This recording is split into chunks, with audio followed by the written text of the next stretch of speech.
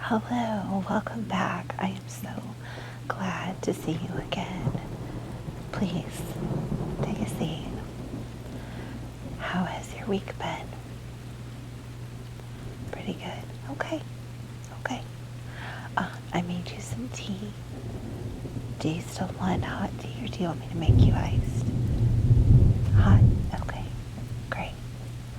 Got your chamomile tea. And I'm going to set that right next to you, if that's okay. All right, great.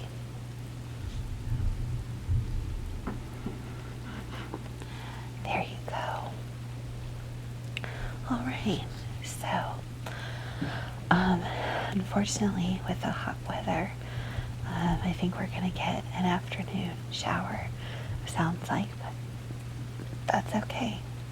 Just like life, everything needs a little watering, and that's what I like to think of our therapy sessions.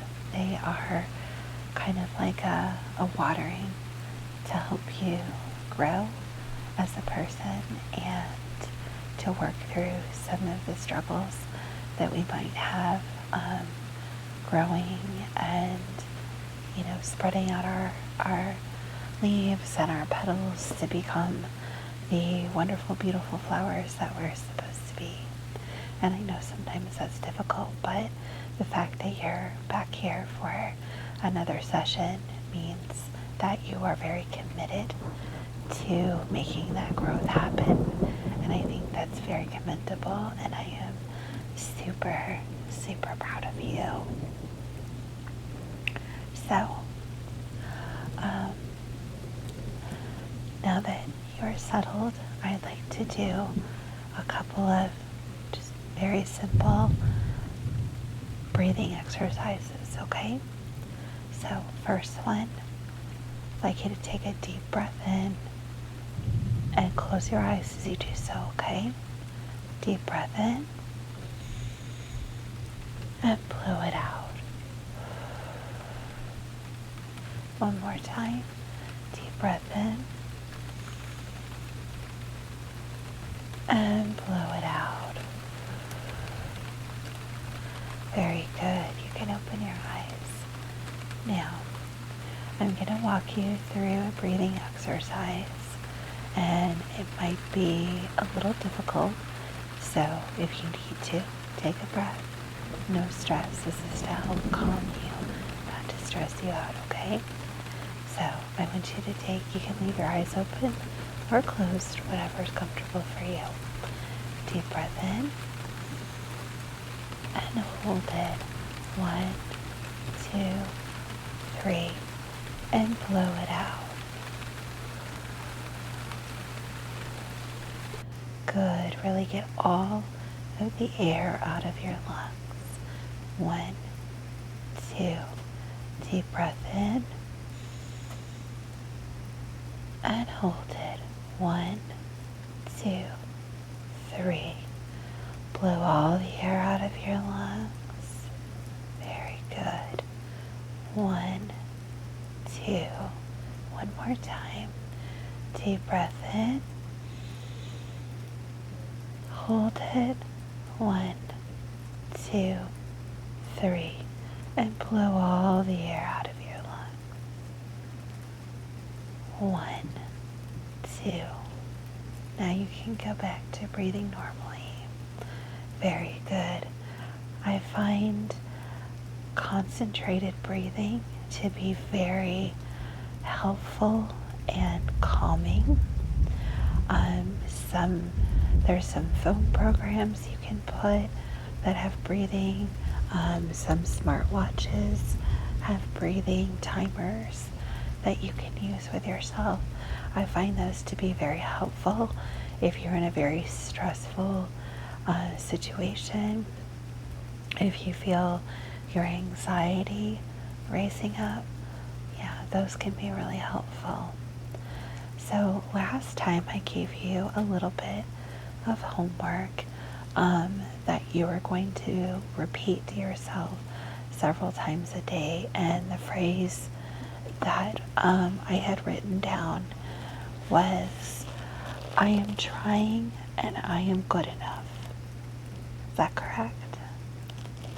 And have you been doing that? Good. And you're okay if I take notes? Okay. How many times a day have you been saying that to yourself? At least 10? That's wonderful. Okay. And when do you say it? When you first wake up? Any other times? Throughout the day, okay. And how has that been making you feel? It was a little awkward at first. Okay, well that's to be expected. Anything new is gonna feel a little awkward, of course. And then, you're talking to yourself. Do you say it out loud or just in your head? Combination of both, okay. Great. Well, I'm really proud of you for taking that exercise on, and I would like you to continue it. Do you want to keep the same phrase, or do you want to try something different? Keep the same? Okay, great. I think what you have is really good. I think it's a very powerful statement because we are trying every single day, and it's important that we keep ourselves focused on continuing to try every single day. And this isn't a quick race. This is a marathon. So, is there anything in particular that you would like to focus on today? Okay. Struggling with depression a lot and anxiety, and how long it's going to take to get better. Okay. Well, I can definitely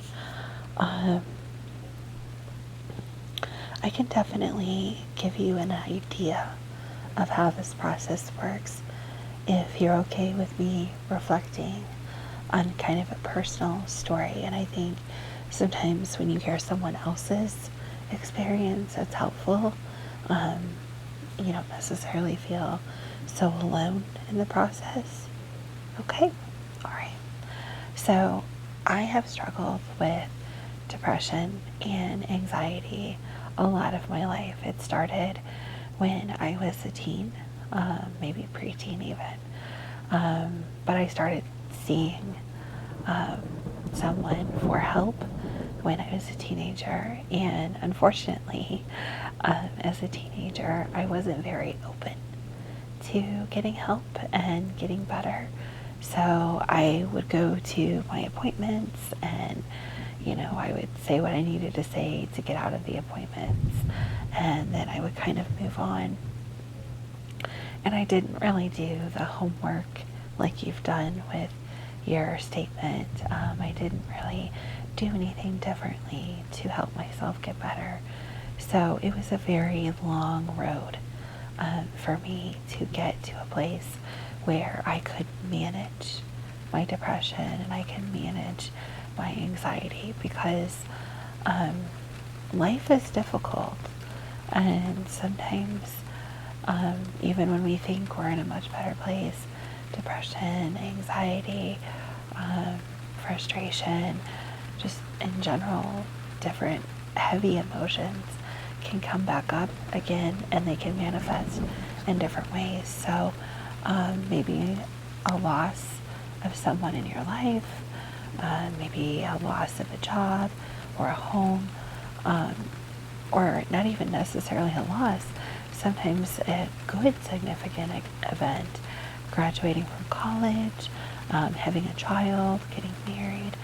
Sometimes good events can trigger a lot of emotions, and sometimes the darker, heavier emotions can come back in. So even when you think you have overcome depression and anxiety, sometimes it can come back in different ways, and for different reasons. So maybe you've gotten over something that happened as a child that you really struggled with, but now you're worrying if you're good enough to have a family or good enough for the job that you're in.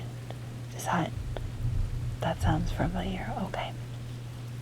And that's what happened with me. When I finally did decide to make the decision to take care of myself and to get better, I did get better, and it was a process. It took me probably about 6 months of very intense work on myself. So every day journaling, every day spending time with my faith, because that was a big part of my healing was faith. Spending time focusing on the things that my therapist had wanted me to work on. So it was a good 6 months of very intense inner self-work. And then I did get to a place where I felt a lot better. But it's an ongoing thing. That's the thing about therapy and self-care in terms of mental health. It isn't something that you can just sweep under the rug. What we're trying to do in these sessions is prepare you to focus on your mental health the rest of your life so that you can have ways to cope when things get thrown, when life's curveballs happen. So,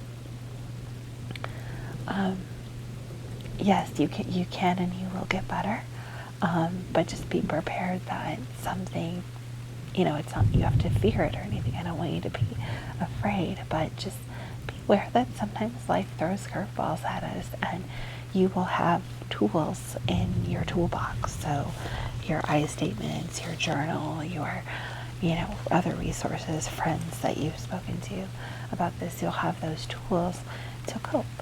Okay? So one of the things that really helped me, in addition to my faith, was journaling. And I like to keep those journals. I keep a record of my mood for that day. And there's lots of, little stickers or mood trackers that you can either buy or draw and put in your journal. The journal pages that you got last week from the office have the little smiley faces that start with the big smiley face and the kind of smiley and the flat line and then the kind of sad and then the very sad. So you can circle those, and you can find others of those like that. If you don't like those, it could be anything you like. I've seen mood stickers that are different colors. So red for angry, green for happy, yellow for somewhere in between, or there's different animals, different things like that, whatever makes you, but some way to track your mood, and then being able to write out why you feel that way. So if you're having a day where you feel very stressed, or your anxiety is really playing up on you and making you very nervous or uncomfortable, and keeping track of those things and being able to go back and reflect. And as you journal more and more, you'll be able to recognize, I feel angry today because I got overwhelmed at work. I have a lot going on at home. My dishwasher broke. It's really hot outside and I don't do well in hot weather. And all of those things made me feel very angry and frustrated. Or today I feel really happy because I got up on time. I got out of the door on time. I was on time to work. I got all my work done. I was able to go home and relax after work. And so you'll kind of recognize, why you have different emotions for different things, and why a day that might seem like a good day could possibly turn into a bad day. So maybe you're having a really great day and then someone cancels plans on you, and that could maybe make you feel very angry, or it could make you feel very sad. And being able to work through your emotions is a huge deal. And recognizing that it's okay to have emotions is very important. It's okay if you're angry, and it's okay if you are sad and hurting, and it's okay if you feel depressed, alone, nervous, scared, sad. It's okay to feel those things. What's not okay is not doing anything about those negative feelings. So, for example, how are you feeling right now? So you're scared, you're nervous. Do you know why you're scared and nervous? Okay, so you're nervous about the process of self-discovery. Absolutely. Absolutely. And it can be very scary to feel nervous about, what you might find. Sometimes we can uncover things that happened that maybe we've pushed really far out of our minds. Sometimes we can discover fears that maybe a fear of heights or a fear of falling that's been making us feel very nervous. I personally had a horrible fear of tripping and falling. So one of the ways that I work around that is I really watch, like if I'm stepping off a curb or if I'm stepping up, I'm hyper aware of where my feet are. I'm hyper aware of anything that I would be able to grab onto if I started to fall. And knowing that I have that safety net of knowing where my feet are and knowing that I can grab something or put my hands on something before I would fall gives me comfort in the moment. So what's something that you're afraid of? Being alone. Okay. So one thing that you can do when you feel alone is surround yourself with activity. So let's say it's 2 o'clock in the morning and you don't want to call someone. Let me write down feeling alone, just so I don't forget we talked about this. Excuse me. So one thing you can do when you're feeling very alone is, put on background noise. So put on the TV, put on the radio, put on a CD that you like, and then involve yourself in a activity that consumes your thoughts. So working a puzzle, cleaning, journaling, if you have any hobbies that you like. So if you like needlepoint, if you like drawing, if you like putting together models, surrounding yourself with an activity that requires a lot of mental activity and you still have that background noise on. Even if you put on something like an ASMR video, just that calming voice in the background can be very comforting. Hearing another person. Some people really turn to pets if they have them. Do you have pets? You do? Okay, cats. Great. Dogs, if you have cats and dogs, okay, perfect. So, spending time with your pets. The only small downside is, of course, they can't talk back, at least not in human language, which is why I recommend having on the radio or the TV or, something, a video in the background, just so that you hear the sounds of another comforting human voice and something calming, not like don't have on a horror movie in the background or something, unless you find that calming, but having on something calming, just to hear other people. And then when you can, when it's not 2 in the morning, or maybe you have someone that stays up all night and you can reach out, obviously best if it's in person or a phone call or even texting, just to have that connection, to keep talking to someone, helps to ease that loneliness and assure you that you're not alone. And I think one of the benefits that we have now, you can go into chat rooms, you can go into discussion groups obviously be safe online, but, you can go someplace and be anonymous if you want to just have a casual conversation, find a group that interests you, whatever hobby you're into, or if you like to read, find a group that discusses books. There's lots of groups out there that you can join that would give you interaction, that if you couldn't leave the house at the moment, or it was really late at night, you can log on and have that interaction still. Okay? What else has been bothering you this week? Still struggling with not feeling good enough. It's okay. Hey, this isn't, this is recovering from struggles that you've had with mental illness. Is like recovering from a major surgery. When I had major surgery last year, the first day I felt actually pretty good. After my surgery, I didn't have too much pain. I felt like I could get up and do things. And then the third day, I was like, oh, this is not what I wanted it to be. This is not the recovery that I wanted. And it took a lot of time.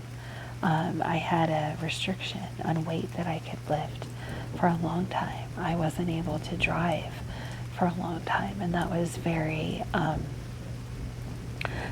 hard for me to cope with, because I'm usually pretty independent and don't want to ask people to drive me, don't want to ask people to go get things for me. Walking up and down the stairs for the first couple of days in my house were really difficult, so it's hard to rely on others sometimes, but we need other people. And here's the thing, you're not going to just wake up tomorrow and your struggles with your depression and anxiety will be gone. I wish they could be. I wish there was, I think that's why my faith has always been so comforting. Do you have faith of your own? Okay. So that's a wonderful source of comfort, is spending time focusing on your faith, spending it in prayer, spending it in reflection on your faith. That's a very good way to cope as well. And I think faith brings about a feeling of comfort that you do matter, because your faith is saying that you believe in something higher than you, a creator, and that creator loved you enough to create you. And so you do have purpose and meaning, and you do feel that sense of belonging because you were created. Absolutely. In terms of your anxiety, in the moment, things that you can do would be breathing exercises, and that's something that someone around you isn't going to notice. You can do that in your head. You can be at work, be in school, you could be on the bus, you could be in the grocery store. If you start feeling panicky and nervous, you can gently count in your mind. When you breathe in and hold your breath for that count of up to 3, and then slowly release, count to 2, and then take another breath in. No one's going to notice you doing that, and it's going to provide you a sense of calm. Okay, so breathing exercises. Other things that might help you in the moment if you're feeling really down is writing down that feeling, or just simply making a mental note of it, and then finding something that's completely the opposite. So if you're feeling sad, finding something that makes you laugh, a funny video on YouTube, finding a movie that makes you laugh. If you're feeling very down and not feeling a good sense of self-worth, find something, recall a memory where you were successful. Did you play sports as a child? Okay. And did you get an award or anything for that? Okay. So something like that. For me, it was time on swim team. So those kind of moments. When you graduated, even if you go back as far as kindergarten, if you had a kindergarten graduation or graduation from elementary school to middle school, high school graduation, anything like that. In your faith, if you went through confirmation class, any kind of celebration of an accomplishment, your first job, and maybe it was not even a quote real job, maybe it was babysitting or something, but the first time that you are given that trust to do a job, go cut the grass for your parents or babysit a younger sibling, but given that responsibility. So celebrating even the smallest accomplishments make you realize that you do have worth, that you do have value. Absolutely. And I think another statement would be good homework to add this week. When you are feeling anxiety, depression, not feeling your self-worth, whatever that feeling is, I want you to try a statement. For example, if you are feeling anxiety, the anxiety that I feel is temporary, and I am stronger than it. So, the anxiety or depression or feeling not worthy I feel at the moment is only temporary, and I am stronger than it. And I will email you that statement. Okay? So the depression that I am feeling at the moment is only temporary, and I am stronger than it. The feelings of not being worthy are only temporary, and I am stronger than them. And then, after you say that statement a couple of times, as soon as you can, journal about it. Even if you make notes on your phone and put them in your journal later. I don't know if you carry your journal with you all the time, but, journal about it. Focus on what made you feel that moment of depression or anxiety or not feeling worthy, so that you can start recognizing if certain situations or places or interactions cause you to feel those things. And once you get some of those jotted down, we can talk about those and how to deal with those individual situations. Okay? Okay. How are you feeling now? Are you feeling a little bit calmer? You have a game plan? Okay. Good.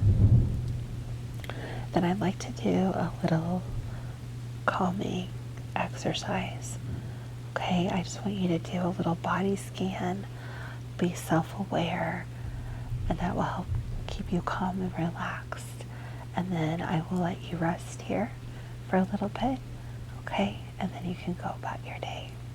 So I just want you to focus just on the sounds of my voice. I know there's the rain and the air movement from the fan and the air conditioning that you can hear, which actually I find kind of calming, but if you hear those things, they're going to help relax you even more. But once we get down to one, you'll be completely relaxed. Okay? Are you ready? Now, I want you to take a deep breath in and a deep breath out. Close your eyes. 5, I want you to be aware of any tension, any pain, any discomfort anywhere in your body. And I want you to feel it slowly leaving. And that pain and that discomfort and tension leaving your body, leaving you feeling completely relaxed. Each breath in releases that pain, that tension, that discomfort, and as you blow it out, it slowly dissolves away. 4. Your breathing becomes slower and more relaxed, and you feel more and more at peace. 3. Your body no longer has any pain, discomfort, or tension, and you feel you are completely physically relaxed. Your breathing is slowed, your heart rate is slowed, and you feel very, very calm. 2. Your mind is no longer racing. You are simply focused on the quiet background sounds and the sounds of my voice, and you are completely and totally relaxed. 1. You are able to gently drift off to sleep without any struggle or without any tension or stress in your mind or body, and you are 100% relaxed. Now, just take a moment and rest here as long as you need.